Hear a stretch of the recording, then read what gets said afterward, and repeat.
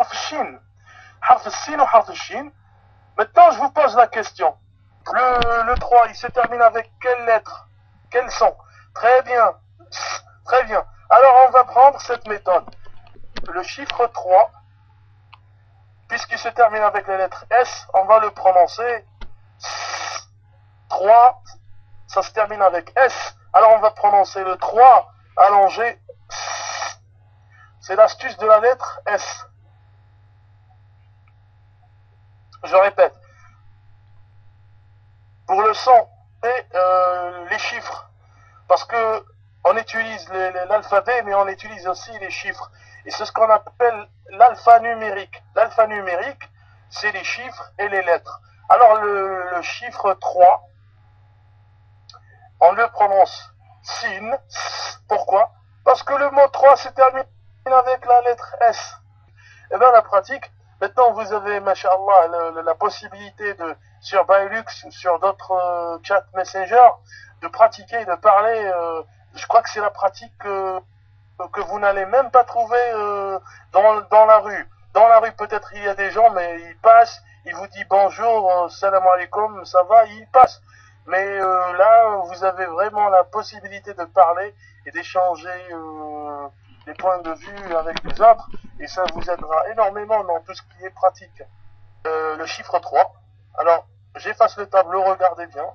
Alors, regardez bien. Normalement, 3, de cette façon, c'est harf sin. Pourquoi? 3 se termine avec S. C'est très bien. Maintenant, pour prononcer, regardez bien. Un autre exemple. Attendez. Pourquoi on a commencé avec Samsung? Parce que c'est S, 3, Samsung veut dire 3 étoiles. Alors nous, qu'est-ce qu'on va faire? On va dessiner les 3 points ou les 3 étoiles, vous allez les appeler comme vous les voulez. Maintenant, ce 3, il est avec 3 points. Normalement, on va pas le prononcer sin, on va pas le prononcer ce. Comment on va le prononcer? C'est très simple. L'astuce, elle est très simple. Puisque les Samsung se fabriquent en Chine, ils se fabriquent en Chine, alors 3 avec les 3 étoiles de Samsung se prononce Chine parce que les Samsung se fabriquent dans ce pays. Alors 3 avec les 3 étoiles de Samsung, c'est Chine. On passe à une autre lettre. Allah yabarak fik. On passe à une autre lettre. Harf al-sad. Harf al-sad. Par exemple, on va dire Kehl. Kehl, c'est quoi? C'est quelqu'un qui a 40 ans, 45 ans. Si vous dépassez les trentaines, vous êtes un Kehl. D'âge, on les appelle le Kuhula. Maturité, oui, Mohamed, c'est très très bien dit. Alors, je vais mettre Kehl. Écoutez bien, Kehl, d'une façon... Alors, regardez bien, attendez. On va prendre une autre couleur. Alors, Kehl, regardez. Kehl. Regardez les amis. Lisez de droite à gauche. Buenas noches. Ah. Ok, regardez bien. Salam. Regardez bien sur la webcam, vous allez trouver que même avec la prononciation de l'alphabet latin, on prononce Kehl. Bon, H muet peut-être en français, mais c'est pas le cas en allemand. Ils utilisent les caractères latins, mais le H, il n'est pas muet, il est aspiré. Il est même soufflé. Pour le cas en anglais, on dit how are you, on dit pas how are you. Alors le H, dans le latin, dans plusieurs langues, il est soufflé, aspiré, il n'est pas muet. Alors, on va prononcer. Alors on commence de droite à gauche. Regardez. Kehl, Kehl. Maintenant vous allez me dire, mais oui, mais on a pu écrire Kehl avec les caractères latins. Mais on veut écrire arabe. Bon, on n'a rien dans l'arabe à partir des symboles phonétiques que j'ai pu illustrer sur la webcam. Regardez, on va écrire très facilement le mot et l'écriture, elle est très très très juste. Bon, j'utilise une autre couleur. Regardez. Il y a une petite faute. Regardez. Alors, on va prendre cette partie. Cette partie, on m'a dit ça, c'est Kehl. On va relier H. On a dit que le L, en arabe, il est dans le sens contraire. Regardez. on a écrit, on n'a rien inventé. Vous bien pu écrire khil à partir d'un bottin et l'écriture, elle est très correcte. Maintenant, on va faire l'inverse. C'est quoi l'inverse? On va écrire arabe, mais si vous ne pouvez pas lire, essayez d'utiliser les symboles que nous avons déjà fait pour écrire les symboles arabes. On va prendre l'exemple. On va écrire kahl une deuxième fois. Alors regardez bien. Regardez les amis.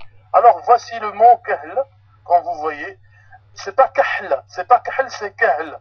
C'est le H. On a relié le haut et le bout. Ok. Très bien. Regardez sur la webcam. On a écrit kahl en arabe. On va utiliser les symboles latins pour prononcer. Alors, il ressemble à la lettre K. Alors c'est K. Là, c'est H. Regardez sur la webcam. Et on a dit le L latin, il est sens inverse. Reliez le mot kahl. Regardez bien que on a pu lire. Vous écrivez latin, on peut écrire arabe, on peut lire arabe. On écrit arabe, on peut lire en utilisant les symboles latins. Là, c'est ha. On va prendre un autre exemple. On va prendre les fourmis. On va écrire fourmi. Bon, pas fourmi. Regardez.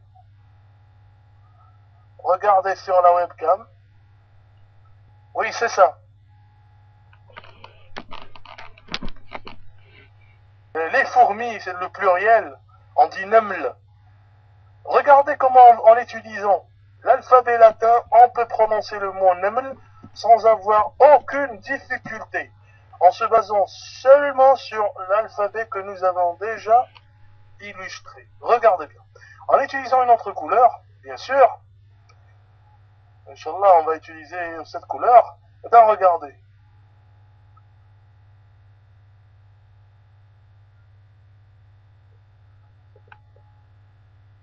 Regardez.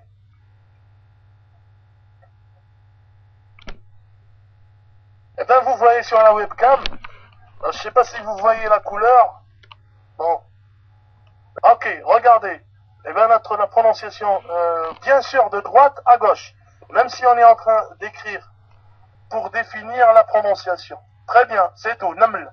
Naml. Naml. On a dit, c'est une méthode qui se base sur les phonèmes et les sons. On ne se base pas sur l'orthographe. Alors, regarde, on dit naml. Naml. Eh bien, là, vous voyez qu'on a pu naml. Maintenant, on va écrire naml latin et on va écrire arabe à partir. Regardez. Alors, regardez, on va mettre N, M et L. Regardez à partir de naml, que vous voyez là en latin, on peut écrire en déchiffrant bien sûr la méthode que nous avons. Alors, on va prendre cette partie. Puisque c'est un seul son, je vais mettre un point. Maintenant, je vais relier les deux dernières pattes de la lettre M. Et le L, il est dans l'autre sens. Non, il y a une remarque. Il y a une petite remarque qu'il faut, eh ben, il y a une petite remarque qu'il faut illustrer tout de même. Quelle est la remarque? La remarque, c'est très simple.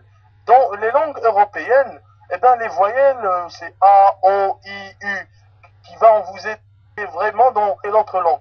Eh bien, remarquez, en arabe, on ne met pas les voyelles entre les lettres. Et c'est pour ça que les lettres s'écrivent attachées en arabe. Il y en a quelques lettres, par exemple, qui s'attachent à droite, pas à gauche, comme harf al-waw. Mais, dans ce cas, regardez, je vais utiliser une autre couleur pour les attacher. Les lettres, parce que les voyelles, on ne les écrit pas comme des lettres. Et on va pas les... Par exemple, Noktoubi, il a écrit j'ai compris. Alors, A, I, O, R, I. Alors, c'est des voyelles. Alors, on peut différencier les mots avec la prononciation très rapidement. Alors, en arabe, c'est pas vraiment des lettres sur les lettres. Parce que il y a une petite remarque aussi, il faut le dire. Parfois, les voyelles, vous n'allez pas les trouver en livre.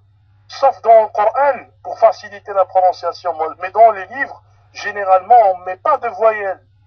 Alors, vous voyez bien que c'est difficile un petit peu, parce qu'il faut connaître le mot pour pouvoir le prononcer. Bon, on n'est pas encore arrivé à ce stade, on ne va pas brûler les étapes, mais Inch'Allah, on va voir avec le temps, si moi je vais trouver Baytun, alors comment pour éviter à écrire Nun à la fin,